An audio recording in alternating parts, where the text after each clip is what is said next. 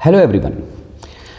दोस्तों, आज हम बात करने वाले हैं एक बहुत ही इम्पॉर्टेंट प्रॉब्लम पे बोलिए या एक बहुत इम्पॉर्टेंट विषय पे। विषय है इनफर्टिलिटी। क्या है इनफर्टिलिटी? इनफर्टिलिटी या इनफर्टाइल कपल हम उस कपल को बोलते हैं जो शादी के बाद 3-4 साल तक एक साथ कोहैबिटेशन में रहे और एक साथ कोहैबिटेशन में रहने के बाद भी इनका बच्चा नहीं होता। ऐसे कपल को हम इनफर्टाइल कपल बोलते हैं। ठीक है जी। नाउ, क्या कोई तरीका है इस इनफर्टाइल कपल को बच्चा प्राप्त कराने का, बच्चा दिलाने का? दोस्तों, हमारे पास बहुत सारे तरीके हैं, मॉडर्न तरीके हैं, इन टेक्निक्स, इन टेक्नोलॉजीज़ को जिससे एक इनफर्टाइल कपल को बच्चा हो सकता है। In modern techniques and technologies को बोलते हैं assisted reproductive techniques, assisted reproductive technologies. बहुत सारे मेथड्स हैं इस असिस्टेड रिप्रोडक्टिव टेक्नोलॉजी में, जैसे इन विट्रो फर्टिलाइजेशन, IVF जिसको बोलते हैं, एंड इन विट्रो फर्टिलाइजेशन के बाद है intracytoplasmic sperm injection, zygote intrafallopian transfer, gamete intrafallopian transfer वगैरह वगैरह। लेकिन एक और तरीका भी है दोस्तों, ऐसा तरीका जिसमें बच्चा बिल्कुल नॉर्मल तरीके से पैदा होगा, नॉर्मल डिलीवरी से। लेकिन फ़र्क सिर्फ इतना है कि ये बच्चा एक पेरेंट, एक कपल की कोख में नहीं पलेगा। ये बच्चा कपल का है, लेकिन ये बच्चा किसी दूसरी औरत के कोख में पलेगा। ये जो दूसरी औरत है जिसने अपनी कोख में 9 महीने किसी दूसरे कपल का बच्चा पाला, इस औरत को हम बोलते हैं सरोगेट फीमेल। और जो ये कपल है जिसको ये बच्चा मिलेगा आफ्टर द बर्थ, इस कपल को बोलते हैं इंटेंडेड कपल या इंटेंडेड पेरेंट्स। तो अब इंटेंडेड पेरेंट्स इस दूसरी औरत को चूज़ किए हैं फॉर देयर बेबी। इस दूसरी औरत को हमने क्या बोला जी? सरोगेट फीमेल या सरोगेट मदर। इंटेंडेड कपल ये स्टेप कब उठाएगा? मैंने पहले ही कहा, इंटेंडेड पेरेंट्स ये स्टेप तब उठाएंगे जब इन इंटेंडेड पेरेंट्स को नॉर्मल तरीके से बच्चा नहीं हो रहा। यानी इस इंटेंडेड कपल की जो फीमेल है, जो मदर है, इंटेंडेड मदर, ये नॉर्मल तरीके से प्रेग्नेंट नहीं हो सकती, बच्चे को जन्म नहीं दे सकती। That's why one of the methods to get the baby is surrogacy. तो क्या है सरोगेसी? अब एक ऐसा अरेंजमेंट जिसमें एक फीमेल, एक महिला अपनी कोख में किसी दूसरे महिला का, दूसरे कपल का बच्चा कैरी करती है फॉर 9 मंथ्स और उस बच्चे को जन्म देती है। जन्म देने के बाद ये बच्चा हैंड ओवर किया जाता है इंटेंडेड पेरेंट्स को। इस अरेंजमेंट को हम बोलते हैं सरोगेसी। और सरोगेसी कब होता है? यूजुअली जब एक इंटेंडेड कपल नॉर्मल तरीके से बच्चे को जन्म नहीं दे पाता। माने ये इंटेंडेड कपल फर्टाइल नहीं होगा या स्टीराइल घोषित किया होगा। इसको स्टीराइल कपल या इनफर्टाइल कपल बोलिए। किस कपल को हम इनफर्टाइल कपल बोलते हैं? मेडिकल टर्म्स में अगर एक कपल शादी करने के बाद 2-3 साल, मैक्स टू मैक्स 4 साल तक एक साथ रह रहे हैं, कोहैबिटेशन कर रहे हैं, लेकिन उसके बाद भी इनके बच्चा नहीं होता, इस कपल को हम इनफर्टाइल कपल बोल सकते हैं। राइट। तो सरोगेसी के 2 टाइप्स हैं। सरोगेसी के 2 टाइप्स हैं। क्या क्या? एक गेस्टेशनल या जेस्टेशनल सरोगेसी बोली और दूसरा टाइप है ट्रेडिशनल सरोगेसी। जेस्टेशनल सरोगेसी में क्या करते हैं? जो सरोगेट फीमेल होती है, सरोगेट मदर का बेबी के साथ, बच्चे के साथ कोई भी जेनेटिक लिंक नहीं होता। अब सर ये कैसे पॉसिबल है? अगर वो अपनी कोख में दूसरे का बच्चा पाल रही है तो जेनेटिक लिंक तो होना चाहिए। नहीं होता जेनेटिक लिंक इसमें। क्यों? क्योंकि यहाँ पर एम्ब्रियो जिससे बच्चा बनने वाला है, एम्ब्रियो को बनाया जाता है IVF से। आपको शायद पता होगा IVF में क्या होता है। टेस्ट ट्यूब में लिया फीमेल का एग और इस टेस्ट ट्यूब में मेल पार्टनर का स्पर्म डाला गया। सिंपल टर्म्स में आपको बोलूँ तो टेस्ट ट्यूब के अंदर एग और मेल गैमेट यानी स्पर्म का फ्यूजन हो गया, बन गया ज़ाइगोट। इस ज़ाइगोट से बनता है एम्ब्रियो। ये एम्ब्रियो फिर ट्रांसप्लांट किया जाता है, ये एम्ब्रियो को फिर इंट्रोड्यूस किया जाता है फीमेल के यूट्रस में। तो बच्चा 9 महीने यूट्रस में ही पलेगा, कोक में ही पलेगा, बस जाइगोट या एम्ब्रियो बनाया गया टेस्ट ट्यूब के अंदर। इस चीज़ को हम बोलते हैं IVF, इन विट्रो फर्टिलाइजेशन। तो जेस्टेशनल सरोगेसी में क्या किया जाएगा, पहले एम्ब्रियो बनाया जाता है इन विट्रो फर्टिलाइजेशन से, देन इस एम्ब्रियो को इंटेंडेड पेरेंट्स के या इंटेंडेड फीमेल के यूट्रस में नहीं डाला जाता, इस एम्ब्रियो को डाला जाता है सरोगेट फीमेल के यूट्रस में। अब सवाल ये है कि जो ये एम्ब्रियो बना, एम्ब्रियो बनाते समय हम एग और स्पर्म क्या इंटेंडेड पेरेंट से लेते हैं? यस, ले सकते हैं। इंटेंडेड मदर से एग लिया गया, इंटेंडेड फादर से स्पर्म लिया गया। लेकिन अगर वो पॉसिबल नहीं है, किसी कारण इंटेंडेड मदर के ओवरी से एग नहीं लिया जा सकता या वो एग प्रोड्यूस नहीं कर पा रही, इंटेंडेड फादर से स्पर्म नहीं लिया जा सकता या वो स्पर्म प्रोड्यूस नहीं कर पा रहा, तब किसी डोनर का स्पर्म, डोनर का एग लिया जाएगा। इनको IVF के थ्रू टेस्ट ट्यूब के अंदर फर्टिलाइज या फ्यूज़ कराया जाएगा, बनेगा एम्ब्रियो, देन उस एम्ब्रियो को इम्प्लांट किया जाएगा in the uterus of the surrogate mother. इस तरीके के अरेंजमेंट को बोलते हैं जेस्टेशनल सरोगेसी। माने एम्ब्रियो गया सरोगेट फीमेल के यूट्रस में, ये एम्ब्रियो यूट्रस में 9 महीने पलेगा, कन्वर्ट होगा इनटू अ फीटस बेबी, फिर 9 महीने के बाद डिलीवरी होगी। डिलीवरी के बाद बच्चा इंटेंडेड पेरेंट्स को दिया जाएगा। दूसरा है ट्रेडिशनल सरोगेसी। ट्रेडिशनल सरोगेसी में क्या किया जाता है, जो सरोगेट फीमेल है, सरोगेट मदर है, सरोगेट फीमेल अपना खुद का एग यूज़ करती है। माने इस सरोगेट फीमेल से एग लिया जाएगा, यानी एग उसकी ओवरीज रिलीज़ करेंगी ही करेंगी, लेकिन इस सरोगेट फीमेल के यूट्रस के अंदर या वजाइना के अंदर सेमेन डाला जाएगा इंटेंडेड फादर का या डोनर का। इंटेंडेड फादर के रिप्रोडक्टिव सिस्टम से सेमेन लिया जाएगा। Semen contains lots and lots of sperms. ये सेमेन आर्टिफिशियली इस सरोगेट फीमेल के वजाइना के थ्रू सर्विक्स या यूट्रस में डाला जाएगा।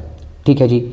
अब सेमेन के अंदर के स्पर्म्स नॉर्मल तरीके से सर्विक्स को क्रॉस करके, यूट्रस को क्रॉस करके सरोगेट फीमेल के फैलोपियन ट्यूब तक जाएंगे। फैलोपियन ट्यूब में उसका एग होगा और फर्टिलाइज होगा, वहाँ पर बनेगा zygote. Zygote is converted in embryo, then embryo implant होगा यूट्रस में, 9 महीने तक बच्चा बन जाएगा।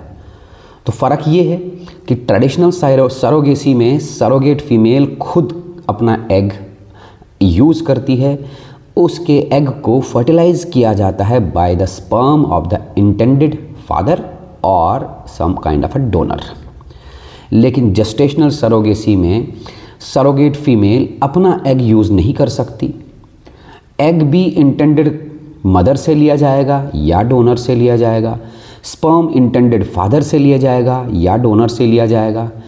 इन विट्रो फर्टिलाइजेशन से एम्ब्रियो बनाया जाएगा टेस्ट ट्यूब में, बॉडी के बाहर, देन ये एम्ब्रियो सरोगेट फीमेल के यूट्रस के अंदर इम्प्लांट किया जाएगा। दैट्स वाई मैंने पहले कहा कि जेस्टेशनल सरोगेसी में मदर, जो सरोगेट मदर होती है, उसका जेनेटिक लिंक बेबी के साथ नहीं होता, क्योंकि सरोगेट मदर का खुद का एग यूज़ नहीं हुआ।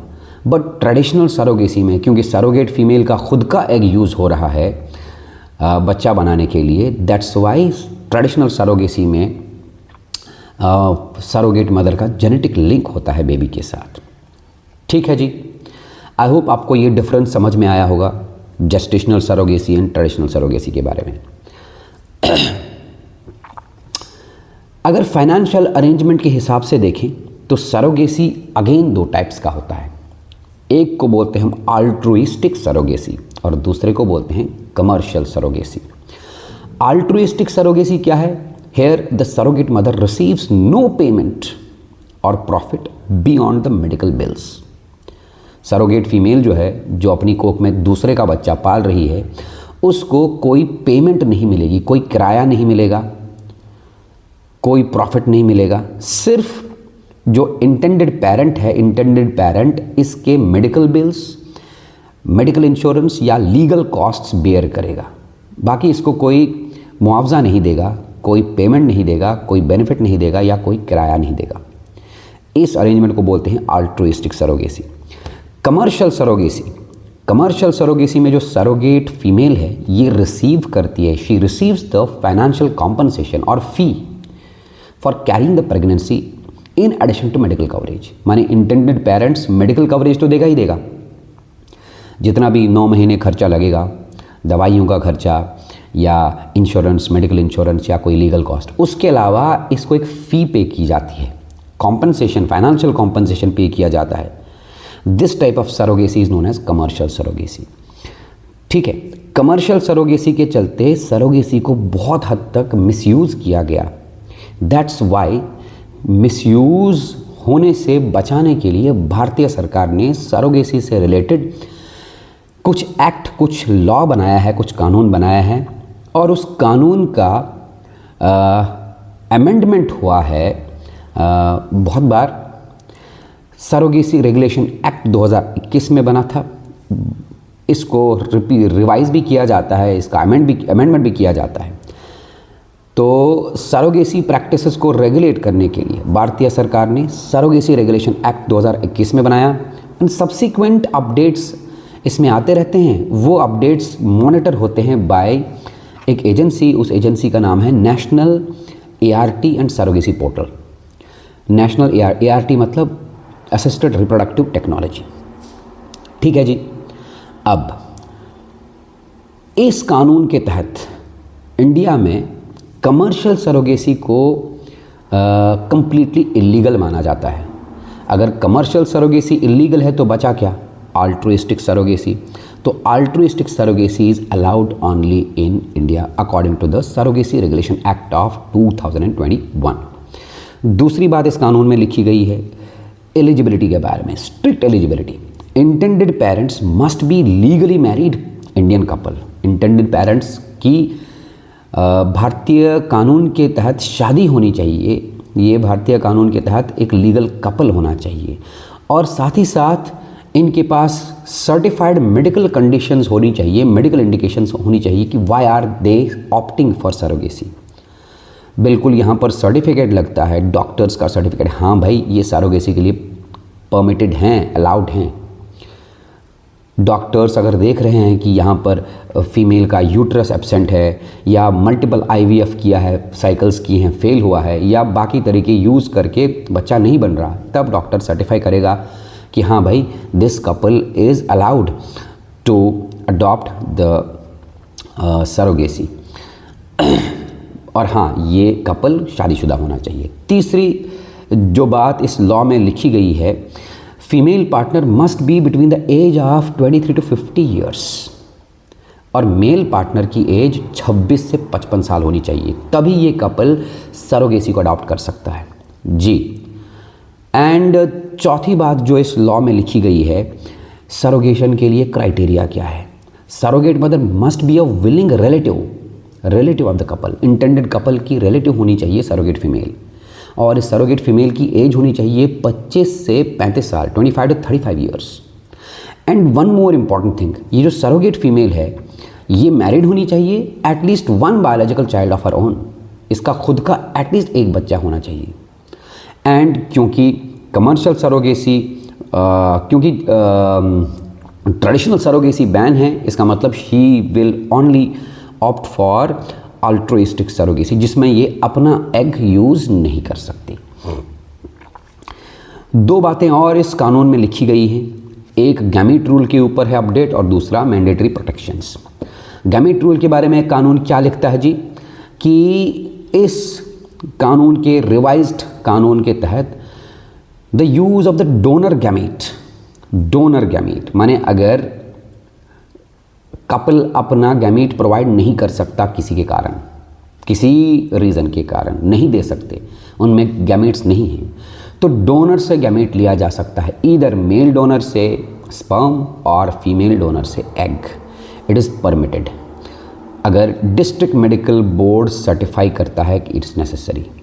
पहले क्या था, पहले ओल्डर कानून में, ओल्डर रूल में क्या था कि both gametes should come strictly from intended parents. अब इस कानून को थोड़ा सा रिवाइज किया गया है इस पॉइंट को कि हाँ, इंटेंडेड पेरेंट्स में से एक या दोनों अगर गैमीट नहीं दे सकते तो आप डोनर से दोनों गैमीट, फीमेल डोनर से एग एंड मेल डोनर से स्पर्म ले सकते हैं। बट पहले क्या था, both gametes should come strictly from the intended parents. अब क्या रूल है, फिर से बता रहा हूँ। अब रूल ये है कि एटलीस्ट एक डोनर गैमीट आना चाहिए, दूसरा गैमीट आना चाहिए इंटेंडेड पेरेंट से। डोनर अगर फीमेल डोनर से एग आएगा तो इंटेंडेड पेरेंट से स्पर्म आना चाहिए।